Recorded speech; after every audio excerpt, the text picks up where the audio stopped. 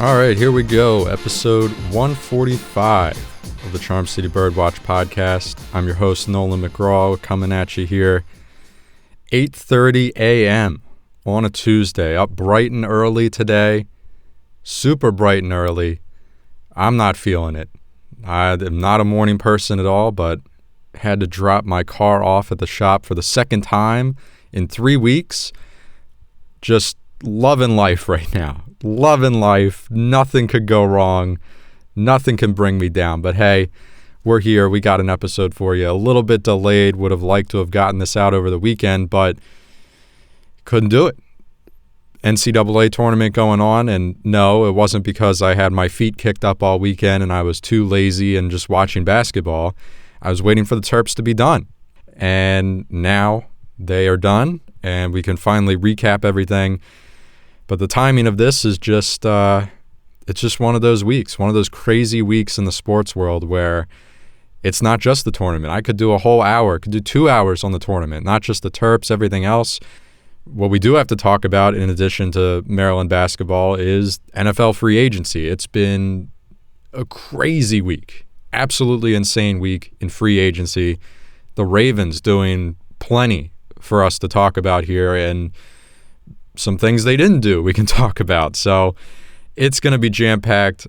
But before we get into it, I got to tell you guys about this event coming up. If you listen to the podcast, if you've been a long-time listener, you know last year we were promoting this event with the Maryland SPCA.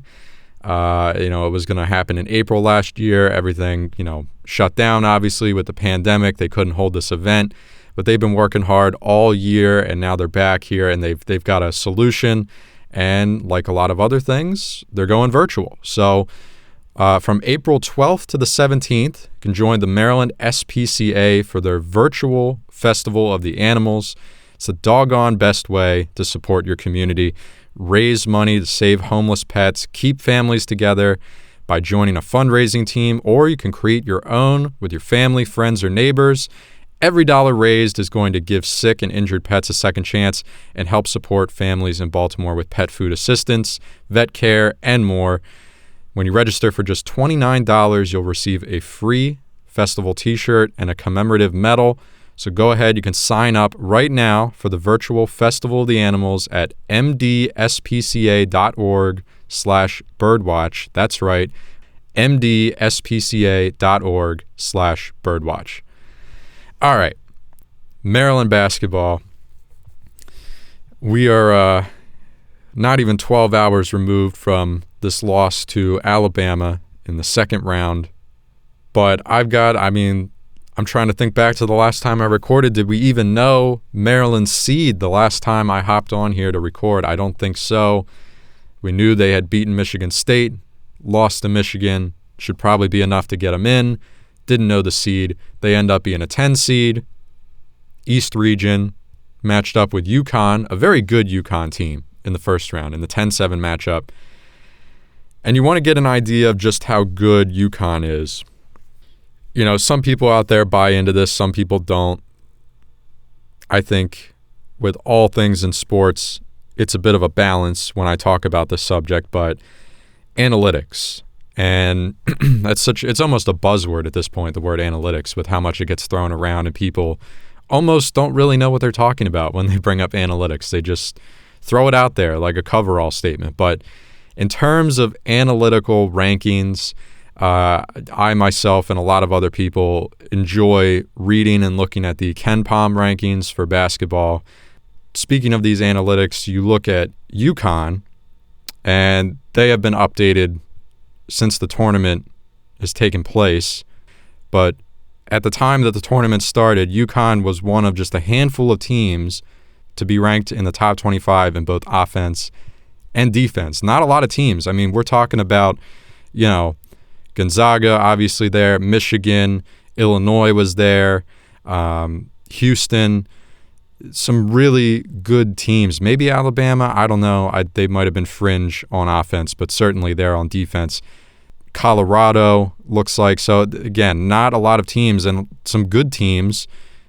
Sure, they got bounced early, but Iowa, Ohio State. So those are good teams they're not top 25 in defense. So to have a top 25 ranking analytically in both offense and defense, it's pretty rare, and UConn was one of those teams. I think they were, 24 in offense, 25 in defense, something like that, so right there on the fringe, but very much a balanced team, and coming out of the Big East, definitely a threat. Bouknight, James Bouknight leading the way. He's a pro-level player. They are a 7 seed that I think a lot of people were high on. A lot of people were saying they could make a little bit of noise, and it's certainly going to be a tough matchup for Maryland in the first round. So coming into this one, I knew that this was going to be an uphill battle for Maryland, and if they put together their best effort, they could certainly win. Obviously, that ended up being the case. They win 63-54. But I just want to point that out because I think it needs to be said how solid and quality of a win this is, especially when you look at where Maryland was this year as a program. 17-13 overall, losing record in the Big Ten. They won enough big games to make the tournament. Had that must-win game against Michigan State in the Big Ten tournament to punch their ticket. So they did enough to get in, but wouldn't really surprise anyone if they lost their first matchup, right? Well, they come out, they win, and to me, that was the peak for this. Obviously, it was the peak for this team, but I'm saying in terms of expectations, making the tournament, winning in the first round, moving on to play in the round of 32, that is the peak for the 2020-2021 Maryland basketball team. And this is a whole discussion right now with Turgeon. Obviously, everyone's up in arms. They're mad because they lost. It's understandable. But this whole Mark Turgeon discussion, look, we've had it many times. I've changed my opinion. You know where I lie now. I'm ready to move on from him. But it's not because of this year. I mean, am I a little disappointed in this year? Sure. I mean, look, he recruits. He puts the team together.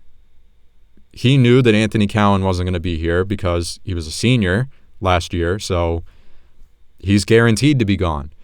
And Jalen Smith is as close to being guaranteed as you can get in terms of leaving for the NBA. You knew his trajectory. You knew the path he was on. It was going to take maybe just a downright awful year or an injury or something to prevent him from going to the NBA. You knew you were going to be in this situation. You lose the Mitchell twins. That was an unexpected thing last year. But even after that, what did you do to remedy that? What did you do to help offset that coming into 2020? And it's not much. I mean, look at the transfers you got.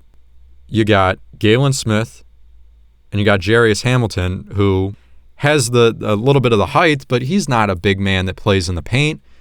I mean, heck, he's one of the best three-point shooters on the team. He's more of a perimeter guy. He's more of a three-point specialist that you bring off the bench, honestly. And Galen, I mean, he's scrappy. He's not getting bullied. He's got the weight, I guess you could say, but the height's just not there, especially to compete against all these great big men in the Big Ten. And so, look, I mean, they didn't get the transfers, but you also had guys on the team that were depth pieces at the, center and power forward position.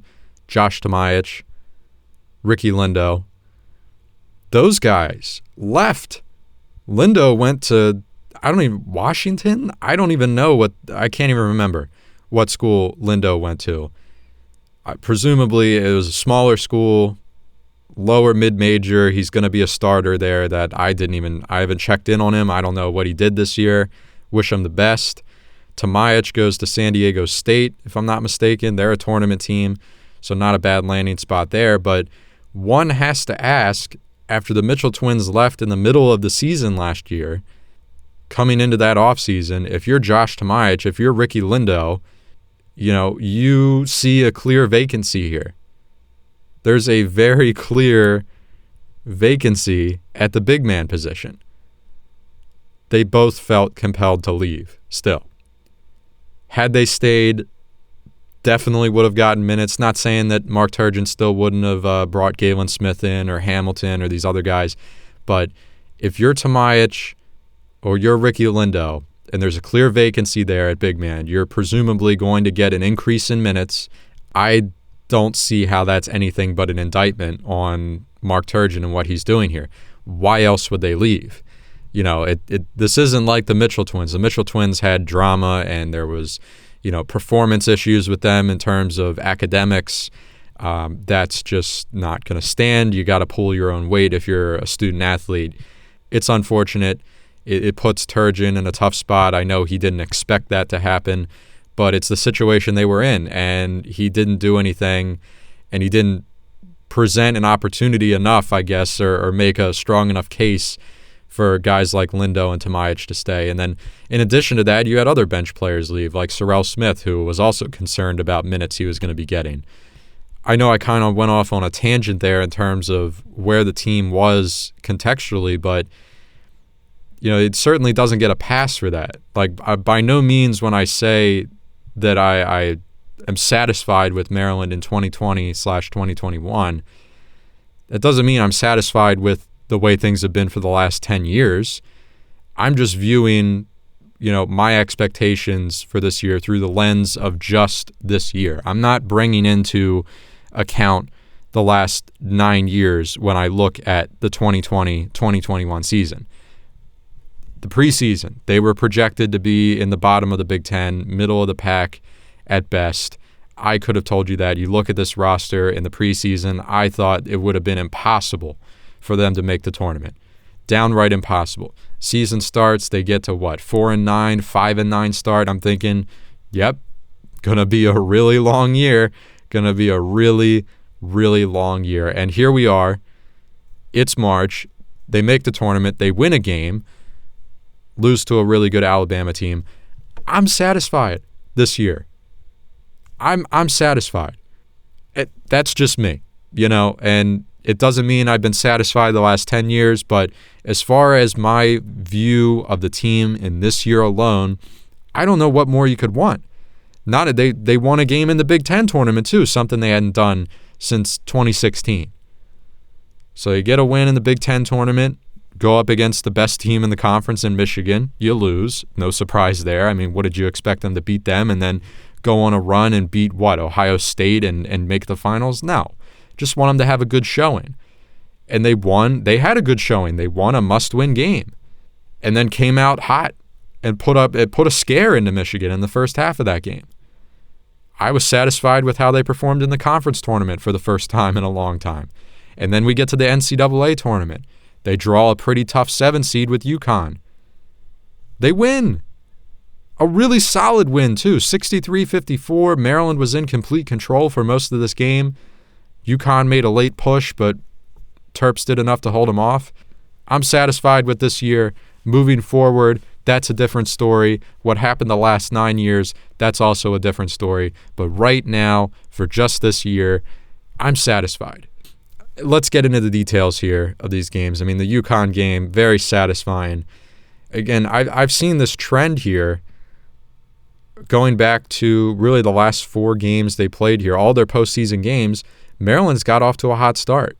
They come out of the gate firing. They're playing solid. They don't, slump and limp out of the gate and get behind 10 early and try to dig them. They don't have to dig themselves out of a hole. They've been coming out hot, and they did so against UConn. Took control of the game, dictated, how things were going to go defensively.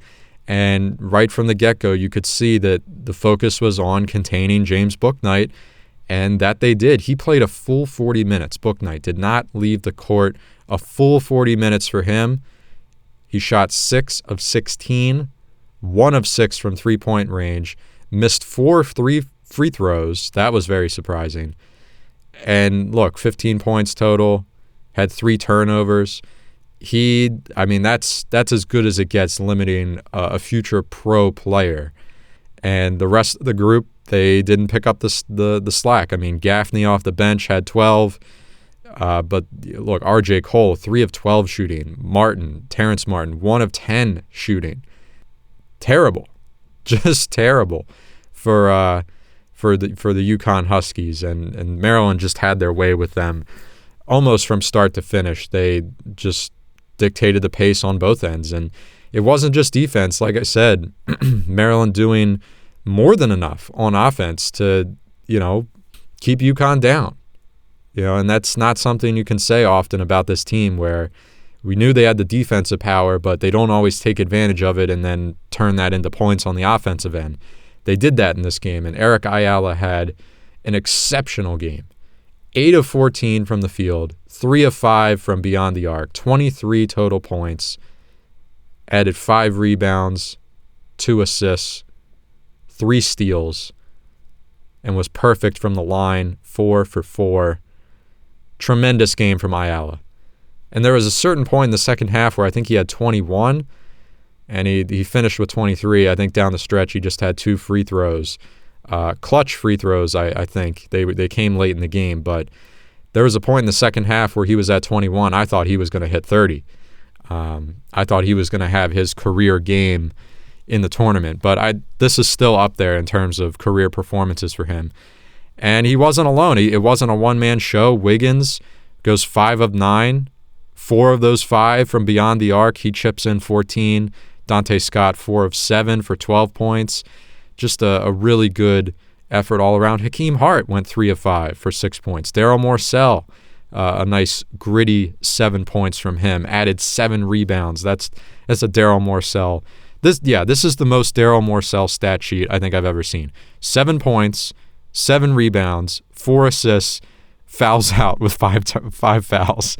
That's the most Daryl Morcell stat line I think I've ever seen in my life, and it's great. Got 1 point from the bench, a free throw from Galen Smith, and that's it. But the starting 5 was certainly good enough. And like I said, there was a moment late in the game where UConn looked like they might make a push. They had a really good defensive scheme going, and Maryland was a little stifled. They were putting the press on them. Maryland they had a little trouble breaking it. Things got a little close, but did what they had to do, didn't panic, got to the free throw line. Morcell had some big free throws.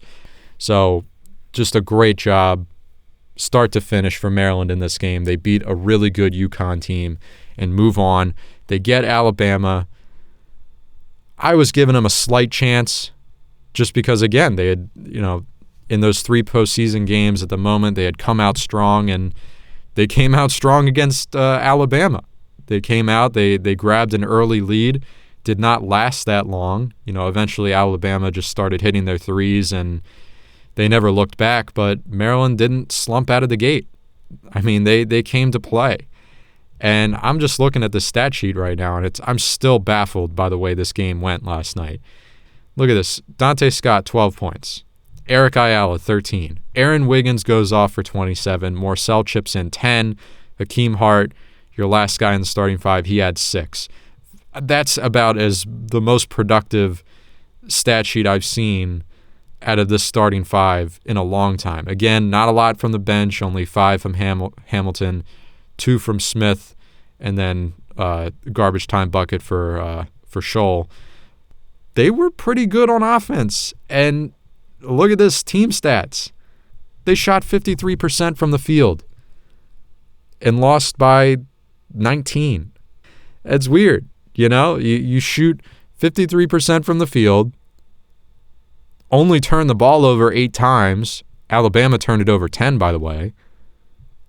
And there's a big disparity in terms of rebounds, but my God, I mean, to lose by 19 with just 8 turnovers and shooting 53% from the field, that's a tough break. I mean, you ran into a buzzsaw. I don't know how else you can put it.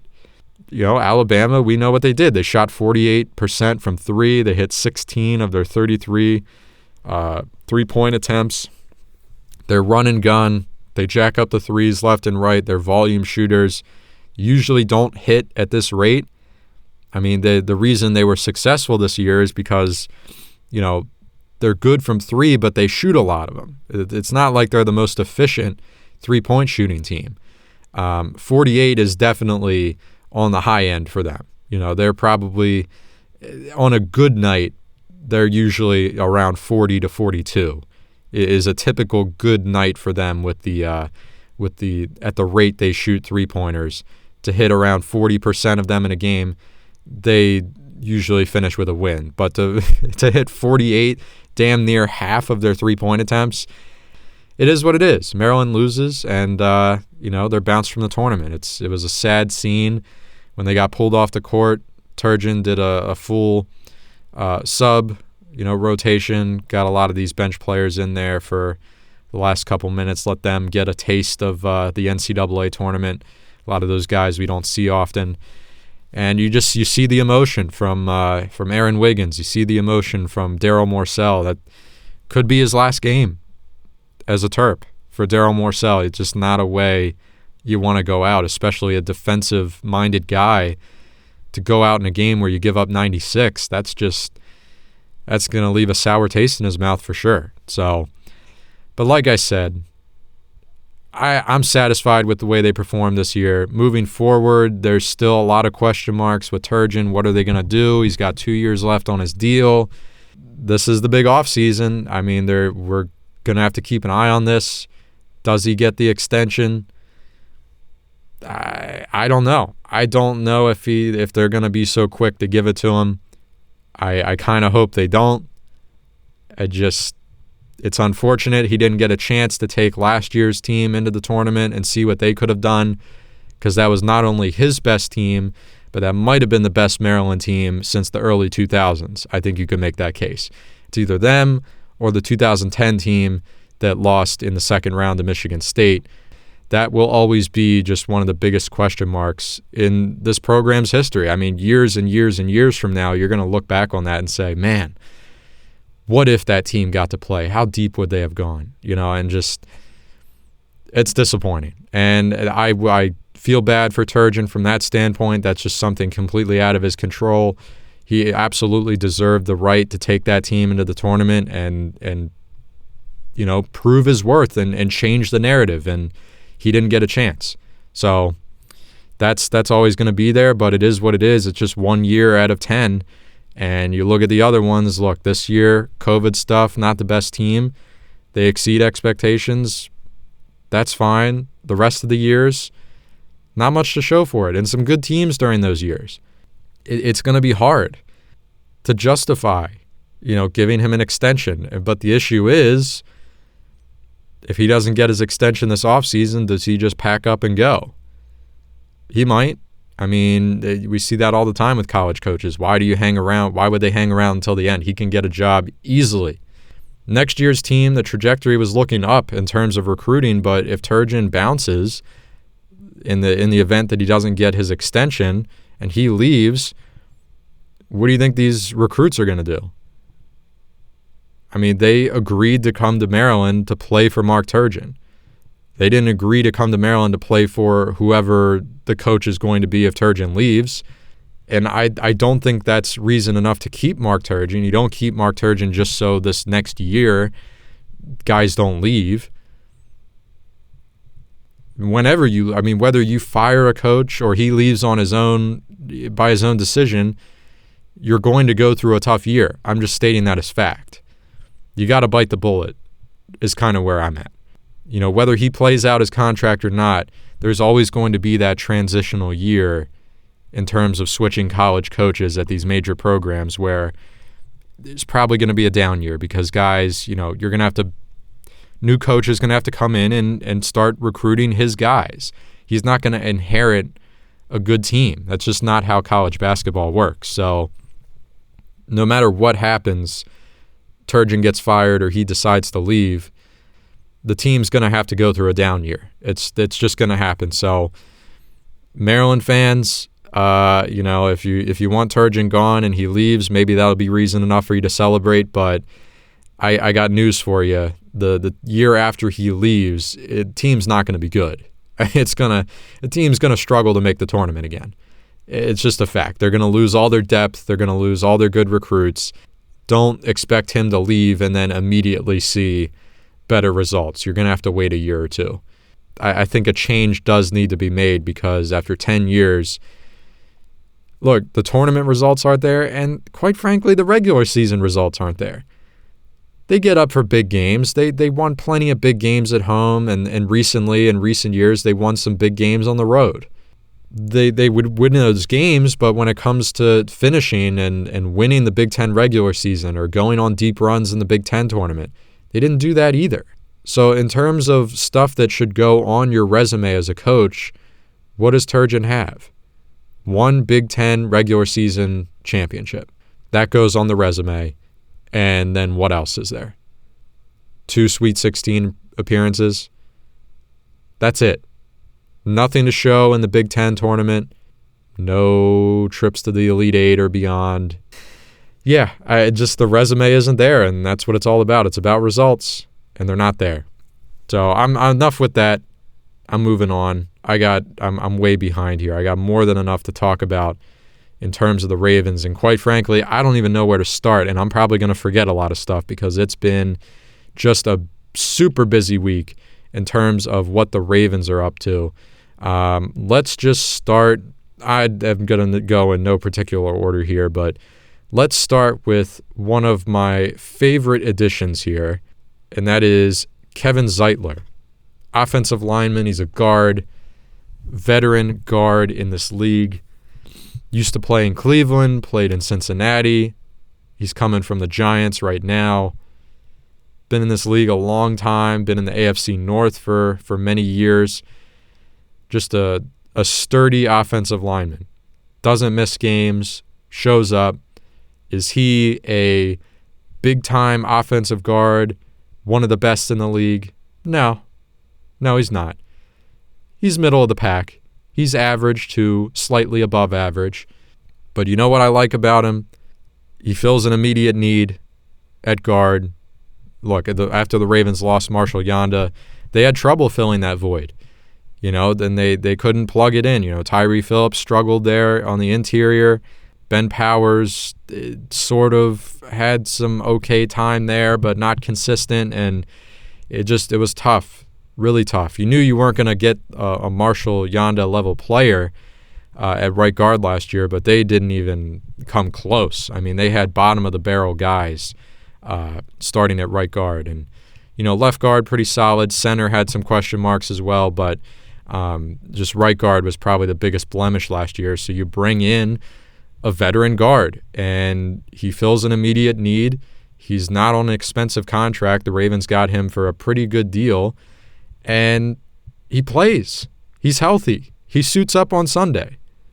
That's what I'm looking for in a veteran guard and a veteran offensive lineman.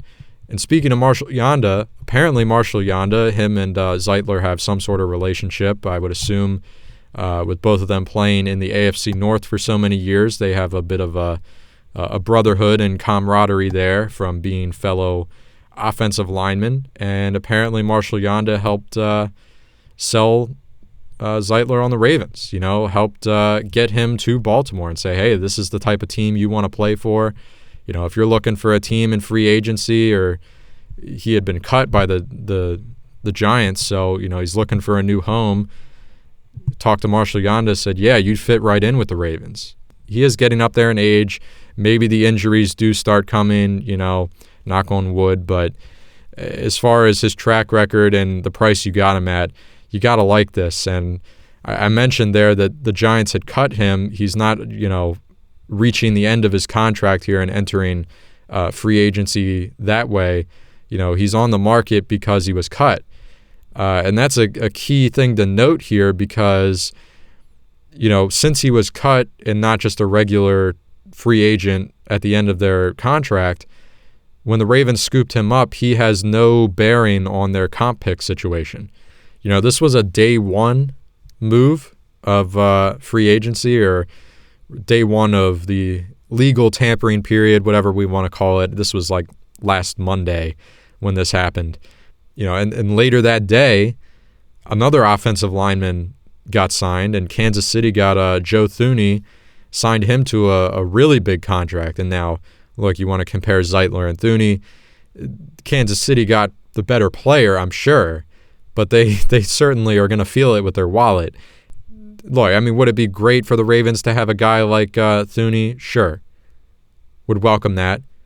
But for the price they got Zeitler at, He's going to play. He's going to suit up on Sunday. He's going to be out there, and he's an immediate upgrade over who you had at right guard. He immediately fills a huge, maybe one of the biggest holes on this team, and that's a day one addition of free agency. What's not to like there? Well, again, this is going to be really just sporadic and jumping around, but I'm just going off of my notes.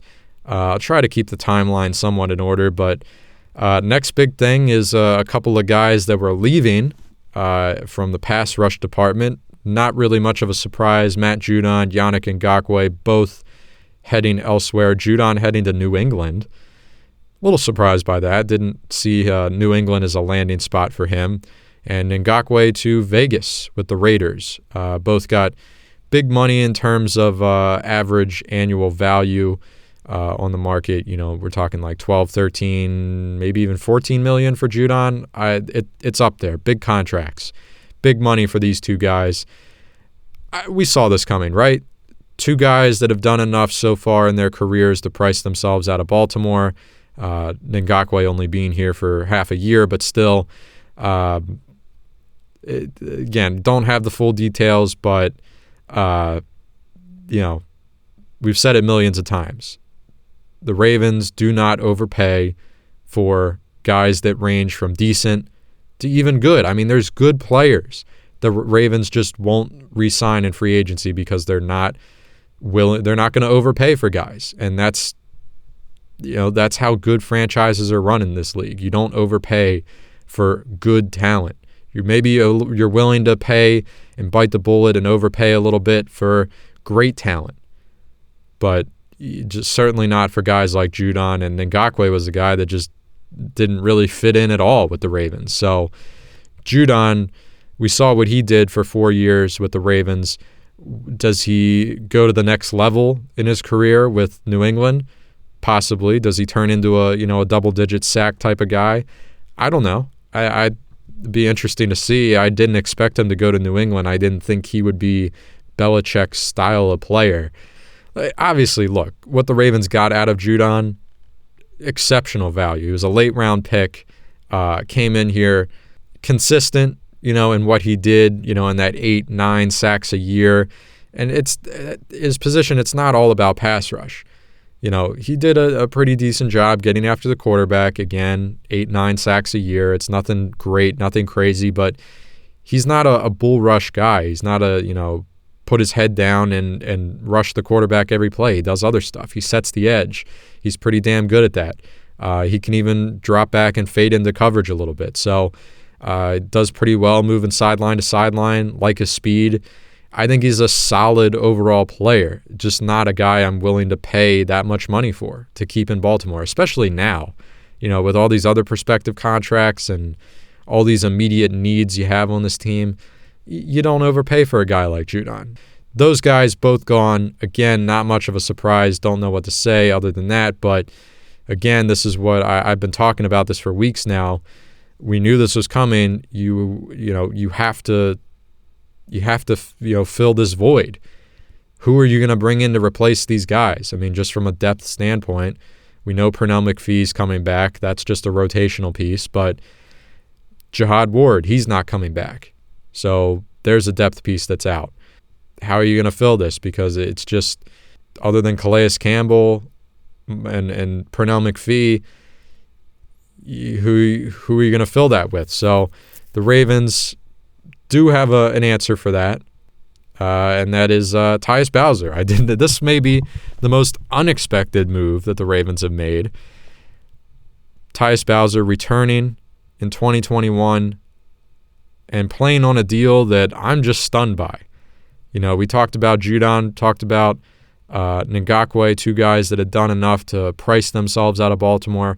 I thought Tyus Bowser did enough in 2020 to price himself out of Baltimore, but I was wrong. He's returning to the Ravens on a 4-year deal worth $22 million.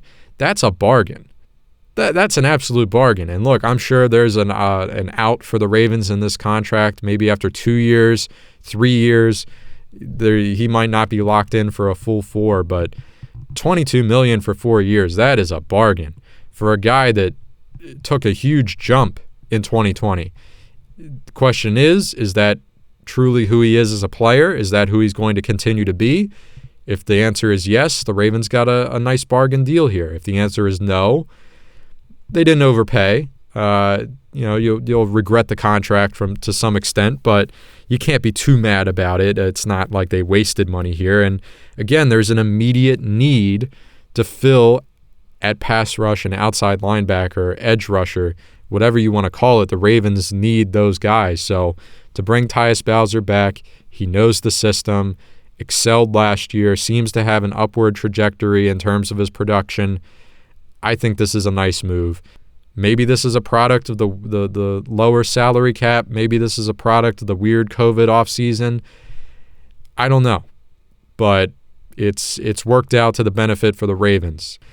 Sticking on the defense, another guy they are retaining, and this is probably the move that I am most happy with. It's this and Zeitler in terms of moves that I'm just thrilled with. I mean, Zeitler, you fill an immediate need, but now this other guy, Derek Wolfe, this in terms of Ravens free agents, prospective free agents, this was the guy that I thought was most imperative for the Ravens to retain.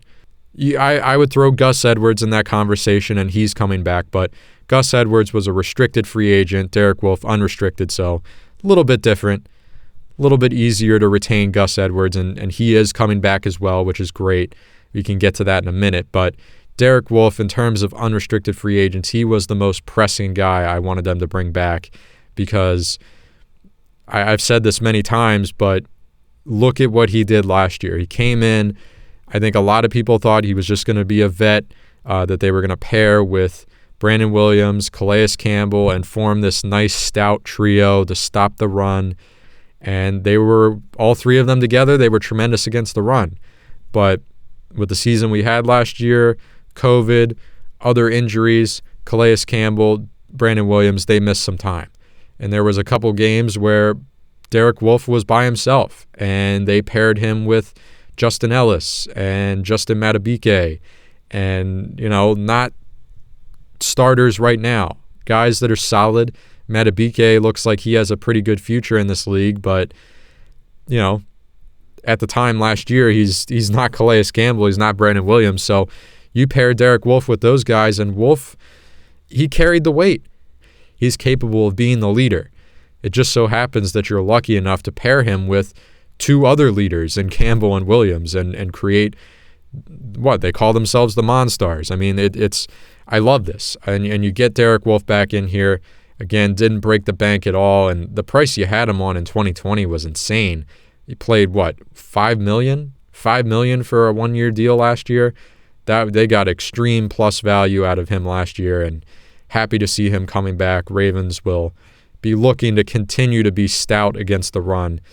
Who else? Oh, Gus Edwards. Real quick on Gus Edwards. Look, restricted free agent, bring him back. They had to do it. We knew they were going to do it. Mark Ingram, you let him go. We knew that the duo moving forward was going to be J.K. Dobbins, Gus Edwards. Nice 1-2 punch. You keep Gus Edwards in Baltimore, and underrated running back. It's still very underrated, averaging over 5 yards a carry in his entire career. Came in here in 2018, late in the year, and was immediately an impact player in that new offense under Lamar Jackson.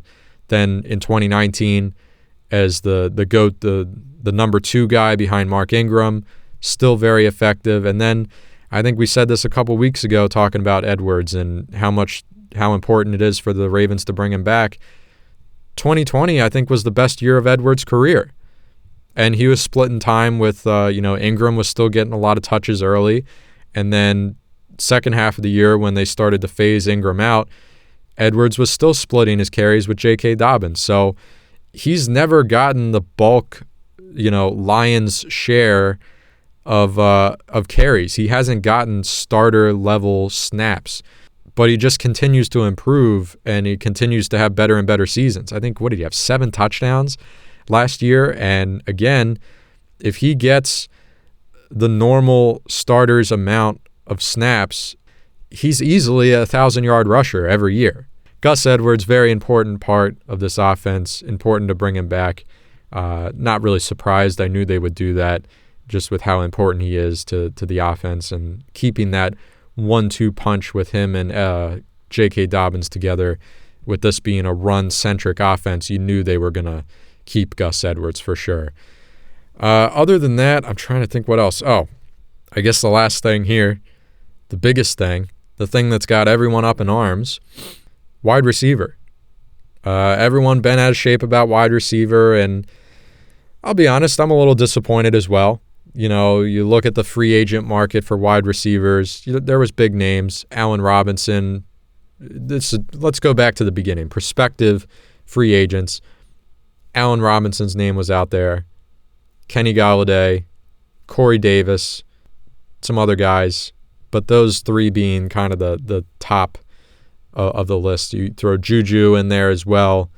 Not an insane year in terms of free agent wide receivers, but definitely some good ones.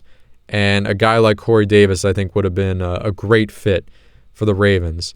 But none of them are coming to Baltimore, and, you know, for different reasons. Allen Robinson obviously gets the franchise tag from Chicago, so he was the top dog on the market. Had he hit the free agent market, he would have had the market-setting contract. He would have gotten the biggest contract. He was obviously going to be too expensive for the Ravens. We knew that. He's off the board because of the franchise tag, so now Kenny Golladay becomes the top dog. And he doesn't get what he would get if Allen Robinson was still available. He now gets Allen Robinson money because he's the best player in free agency. That's how it works. If he got franchise tagged or he wasn't on the board for some reason, then Juju or Corey Davis, one of those guys, would have been paid an insane amount of money. So that's just how the market works. But I will say with Davis, and this was the one that was disappointing, Allen Robinson tagged, Golladay too expensive, goes to the Giants. I get it. You know, you see the money Golladay got. Not surprised the Ravens didn't make a serious run at him, but Corey Davis heading to the Jets for not a lot of money. I think $32 million, only 22, or 37, only 27 guaranteed, something like that. 3-4 years. Not a lot of money for a guy that, if he came to Baltimore, would be a clear number one, the big-bodied receiver that the Ravens clearly need. I'm sure he would have gotten his fair share of targets, but he chooses the Jets over the Ravens. And maybe not. Again, this is a question mark for me. Two things. One, did the Ravens make a serious offer for him? Has that been confirmed? I don't know. Are we just speculating that because it seemed like a no-brainer fit that the Ravens made him an offer? Maybe they didn't. I don't know. Could be wrong on that. So much has happened this week. Maybe I missed the confirmation that they actually offered him a deal. Did they offer him a deal or not? I would certainly hope so. But if they did, and it was close or the same as what he got from the Jets, why didn't he choose the Ravens over the Jets? I mean, we're not talking about, another contender here. We're not talking about a team that's lighting it up on offense on Sunday. We're not talking about a team that is extremely confident in their quarterback, let alone has a former MVP as their quarterback. Yeah, I don't know. And I was saying this the other day. I was talking to someone about this move, and I said, I don't know what I would be more disappointed in. One, they didn't offer him a contract. Or two, they offered him more than he got from the Jets, and he said no. I don't know which one I would be more upset with, and I don't want to know the answer. That's why I don't want to know, because no matter what the real answer is, I'm probably going to be bothered by it. So he's not coming to Baltimore. That's a guy that I think they really should have, really would have been a good fit. But other than that, I think the only guy the Ravens made a serious run at was Juju. And now this one's got people up in arms because, first and foremost, look, he played for the Steelers so far in his career as a rookie. Had some really good years early on, very productive from the get-go. We know the Steelers, they know how to draft wide receivers. He was the perfect Robin to Antonio Brown as Batman for a couple of years there in Pittsburgh. Antonio Brown, we all know what happened. He goes off the rails. He's out of Pittsburgh. Juju becomes the number one. Production goes down a little bit. So I think we all know Juju excels more as the number two that, performs well when attention is diverted elsewhere on the offense. But I'm not saying he would have been a terrible fit for the Ravens. I think I would have had to do some mental gymnastics to be okay with the move, because I and a lot of other people spent a lot of time last year making fun of him for the TikTok antics and the clown comments before and after games and just the unnecessary drama. I would have had to, kind of convince myself that was a good signing. But with the Ravens' desperate need at wide receiver, I think I could have talked myself into it. And again, I don't like the TikTok stuff. I don't like the drama and the woe is me attitude that he has about stuff, instead of just shutting up and kind of letting his play do the talking and not digging himself into a hole with the antics. He's still a good receiver. He's not a bad receiver. I think he's good. I think he could have done some good things with the Ravens. And the Ravens made an offer for him, apparently a pretty nice offer, a better offer in terms of money than what the Steelers offered him to come back. And guess what? He's going back to Pittsburgh for less money than the Ravens offered him. He's going to stay in Pittsburgh and play with an old Ben Roethlisberger instead of Lamar Jackson. What does that tell you? Who's that? I'm not saying, is that an indictment on Lamar? I don't think so. I think Juju and Lamar probably get along pretty well. Is it Greg Roman? Is it the Ravens as a whole? What made Juju say, I'm going to take less money to stay in Pittsburgh, where I'm sure he's happy there, but it wasn't the best 2020 season for him in terms of optics, and the team had a good record, but the way it all fell apart at the end, and again, the TikTok dancing and being ridiculed, and I'm sure he heard a lot of foul stuff from his own fan base. We know how NFL fans are. I'm sure the Steelers fan base was all over him last year. That could have been easy for a guy to be like, you know what, screw you guys, I'm out. I'm out of here. I'm going elsewhere. You didn't appreciate me. You didn't have my back. I'm going to go play for the rival team. I'm not just going to go to another team. I'm not just going to leave. I'm going to go play for the Ravens. That one, I'm not terribly bent out of shape about that one. Obviously, I'm more disappointed with not being able to get a guy like Corey Davis, but fact is the Ravens don't have a receiver, and all we have now is kind of these reports that Sammy Watkins is making a visit to the Ravens facility. I believe he's also traveling to visit with the Colts. Where's he going to end up? Quite frankly, I'm not chomping at the bit to have him in Baltimore. I think he's a fine receiver. I think he's decent enough. Does a lot of work across the middle. And look, you want to be brutally honest, you're looking at how guys would perform in a Greg Roman system. And if you're saying some guys don't want to come to Baltimore because they don't want to play in Greg Roman's offense, you could say Sammy Watkins' best year of his career was with Buffalo under Greg Roman as the offensive coordinator. So maybe they have a good relationship. Maybe that would draw him to Baltimore. I wouldn't hate the move, but he's just, the thing with Watkins, he's not, I don't know, he works the middle of the field. To me, you have that guy in Willie Snead, and I know Willie Snead is an unrestricted free agent right now who nobody's bringing up. No one's mentioned Willie Snead's name at all. I haven't heard him mentioned on social media as the Ravens having any interest in retaining him or really being a hot name on the wide receiver market. Be honest, I'm kind of surprised by that. I know, especially with a lot of these big names off the board, I know Willie Snead's available. I think John Brown is available. I figured some teams would want to scoop those guys up. But Sammy Watkins, look, I mean, to me, he's not that much different than Willie Snead, and maybe, I don't know, that some people might think I'm ridiculous for saying that, but I think the production's about the same, like 800 yards type of guy, just possession of receiver, does a lot of his work across the middle, fine receiver, not bad by any means, but if he's going to give you similar production to Willie Snead in terms of just numbers, why would I pick him over re-signing Willie Snead? Because at least Willie Snead will play on Sunday. At least Snead is healthy and suits up every week. And again, it's not a character thing. It's nothing against Sammy Watkins and his personality or anything like that. He's just a fine player. He's got health issues. He doesn't stay healthy. Has he ever had a full 16-game season? Maybe early in his career. It's been at least 3 years since he has. I don't know. Like, what's the appeal of him over bringing Willie Snead back? They're practically the same guy. They serve the same purpose. Are you expecting Willie Snead to be too expensive? I wouldn't think so. Maybe it is the answer that Willie Snead doesn't want to come back. That would make sense. That would explain things, because I don't know. Why would you have interest in Sammy Watkins over Willie Snead?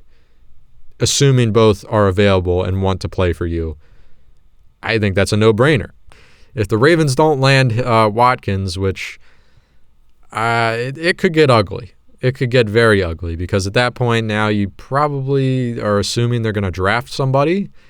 And if they don't draft somebody and they just go the offseason without making any sort of upgrades at wide receiver, then the fan base has a right to be up in arms, because you're giving Lamar Jackson the Joe Flacco treatment, which is, we expect you to do more with less. We expect you to be a very productive franchise quarterback, but we're not going to treat you like a franchise quarterback and give you legit weapons. That's no good. And then I don't have concerns about this with Lamar right now, and I'm sure they're in the process of working out a contract with him. I wouldn't be surprised to see an extension come for him this offseason. But if you don't draft a wide receiver, you don't get someone in free agency, you don't trade, you don't... Look, I mean, if they end up with what? AJ Green's off the board. He's going to... Where's he going? Going to Arizona. He's not even available. I mean, it's slim pickings at this point. If they do nothing to bring weapons in, and I'm Lamar Jackson, I'm not saying this is what he's going to do, but I might start going into those contract meetings and say, hey, DaCosta, what gives? You going to give me some help or not? Because it's another offseason where you didn't give me a legit receiver, and the guys we're drafting, maybe they have the potential, but they're just not getting the opportunity. We're winning games. I like it here, but if I'm not getting the vibe that you're willing to pay to bring guys here or draft guys, good quality guys, or just whatever, you're not willing to give me weapons, why should I resign? Not go. That's doomsday right there. That's Deshaun Watson doomsday scenario right there, where you completely neglect a generational talent and one of the best quarterbacks in the league and piss him off. That's a bad spot to be. Houston is a cautionary tale in that regard. They're the extreme end of the spectrum, but Ravens, if they're not careful, again, I don't want to end up there. I don't want to end up anywhere close to that. All right, that'll do it. That was probably a really long episode. I hope I got to everything. I'm sure I'm forgetting something huge that I'm going to hit the stop record button here and then immediately go, oh my God, how did I forget that? So that was episode 145, jam-packed episode, a lot to get to. Next week, we'll be one step closer to Orioles baseball, maybe be talking about the final roster, how that's shaking out, these position battles, who's making the cut in the bullpen, who's going to be in the starting rotation. I mean, we know John Means is the opening day starter, but other than that, a lot of question marks. We'll probably have a discussion about that, more Ravens free agency, more NFL free agency. Do they land a receiver? Will they land Sammy Watkins, somebody else? We shall see. And anything else that happens. Appreciate you guys listening. As always, spread the word. Subscribe on all the platforms, YouTube, Apple, Spotify, SoundCloud. Tell a friend, tell a family member. Don't even tell them. Just steal their phone, steal their laptop. Go and subscribe. Subscribe on their phone, on their accounts. They won't notice. Get those numbers up. Organic growth, that's what we're looking for. All right, I've yapped enough. That's it for 145. I'll be here next week. Talk to you then.